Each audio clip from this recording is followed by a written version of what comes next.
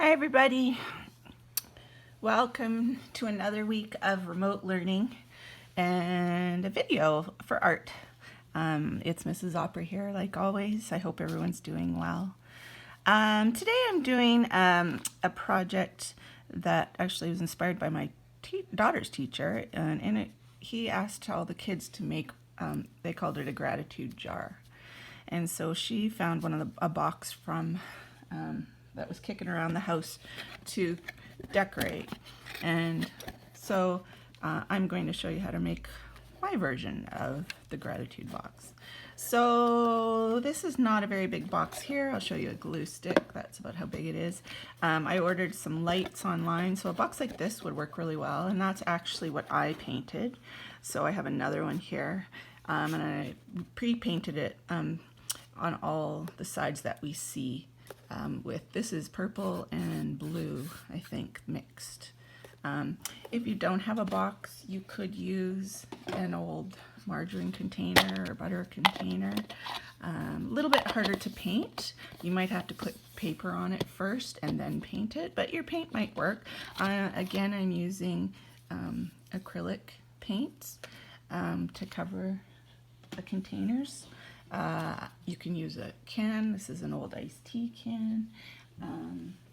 And even, this is not going to fit, but it's an Adidas box. So if you want to have a bigger container, it really doesn't matter the size. It's totally up to you. So the first step, though, would be to paint the outside of the box or container that you're using and letting it dry. So I have done that already.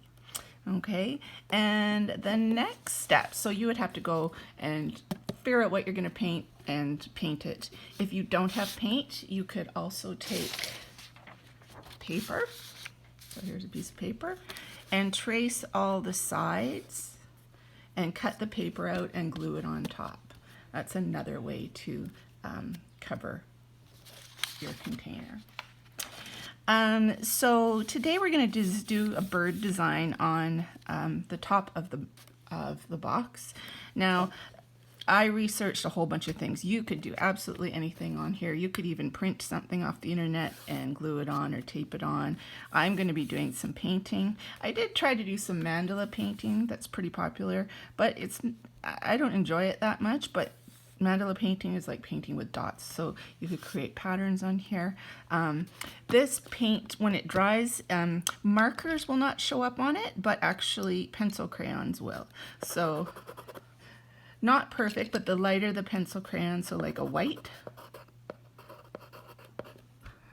that's my first name, white pencil crayons will show up on painted containers, or the lighter version, so you could actually draw right on top of it. Okay, so, but today we're going to be painting.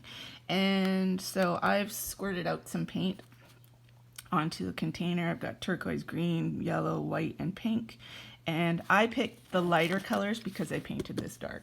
So if you paint this a lighter color, you're actually able to use a lot more color. So what I'm going to do is I'm going to create a scene of some birds just for fun. And you can look up any kind of picture that you want to create. I'm going to move some of my supplies. So here's my paint. Now, I'm old and I have done a lot of painting in my life, so I am very comfortable with taking some paint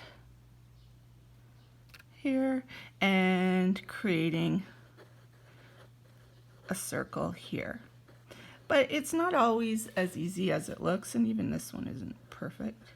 And it's not meant to be perfect. Remember, art is your interpretation of how you feel and what you see about something. So my circle is not too bad. I can live with it.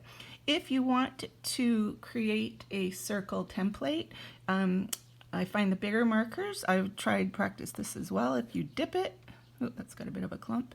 And these ones are a little bit smaller, but then you have something that you can then paint.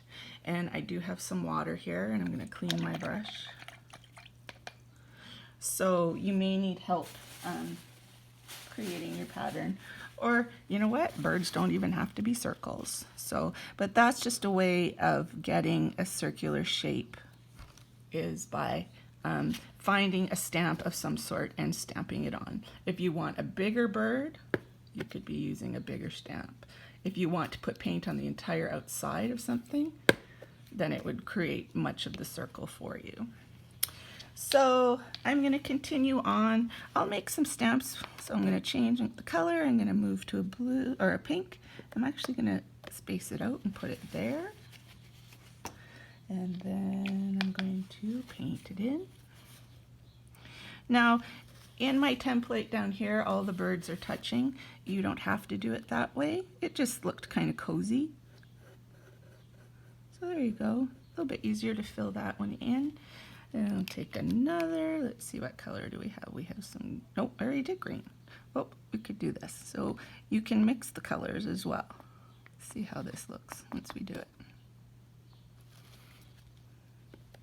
Does it look any different? Not really. That's okay. So what I'm going to do is, I did mix the green and the turquoise right here earlier. So I'm just going to take a little bit, mix them up, and then I'm going to paint here. And it's kind of like a combo of the two colors, which is kind of pretty.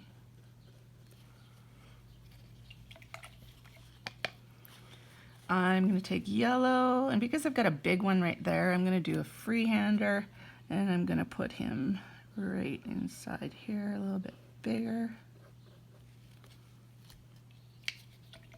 I've still got my name under there, and you know what, you could probably erase it. I'm not going to worry too much about it.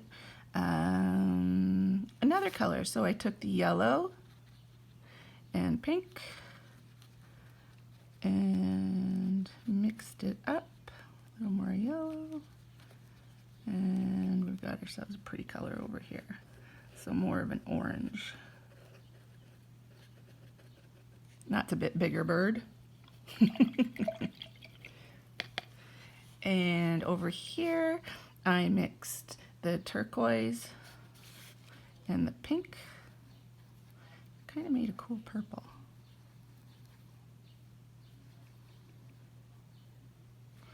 Which I'm going to freehand over here.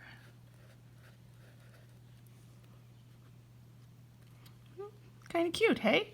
So up to you. You can do freehand circles. You can do stamp circles. I'm going to add a bit to this green one just so that they're touching a little bit more. I'll try to cover up my name. Now something I did add was I took a bit of white to add some highlights around the outside edges. And I didn't worry about cleaning my brush in between because it added a bit of color and dimension to some of the other shapes. You don't have to do this, but it just was kind of a way to create something a little bit different. Because not all creatures are the same color all the way through. I'm going to add one more freehand. What color should I use? Maybe I'll do yellow again, just over here. Whoop. And it's carrying some of the green from the neighbor, and that's okay. All right, so I got my string of birds there. These have to dry. That doesn't take that long to dry, but we need them to dry a little bit before I can work with them. All right, so I'm going to just stick them over here to dry, and I'm going to move my paint. And while I let this dry, I'm going to be thinking about what I want to call my box. So using some of the things I've shown you before is I've just printed on a piece of white paper, and I'm keeping the size and shape in mind here that I have to fit it on there. So if you're going to call your box a gratitude, and gratitude means things you're thankful for. Gratitude box. And you could certainly do bubble letters. As you can tell, it's not my specialty.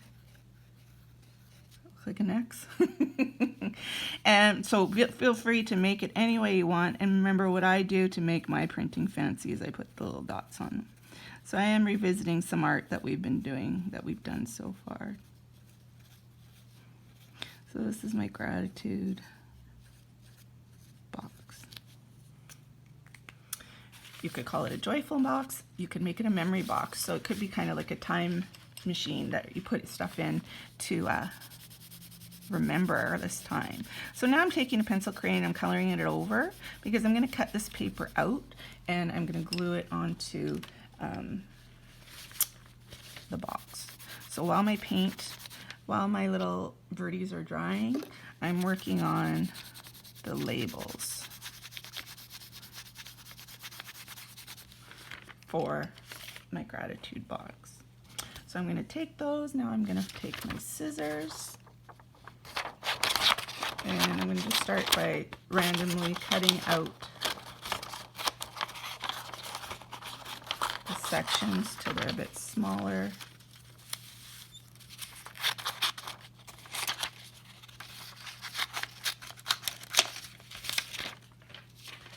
There we go. So we've got my gratitude box, and I'm just going to make it wavy and kind of fit the coloring.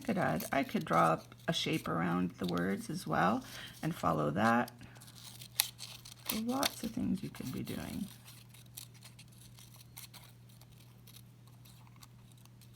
So now I have my label for my gratitude box.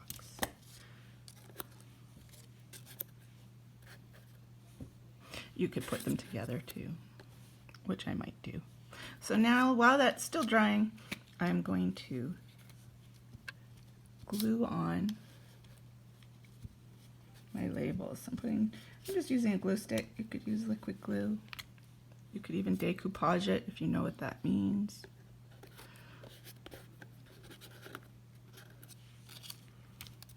Oops. So gratitude box. Put that there. Okay, I'm going to stop this video here because I know it's getting a bit long, and then I'm going to show you how to finish your box in the next video. So thanks for joining. I hope you're excited about making a gratitude box, and I'll see you in the next video. See you later, alligators.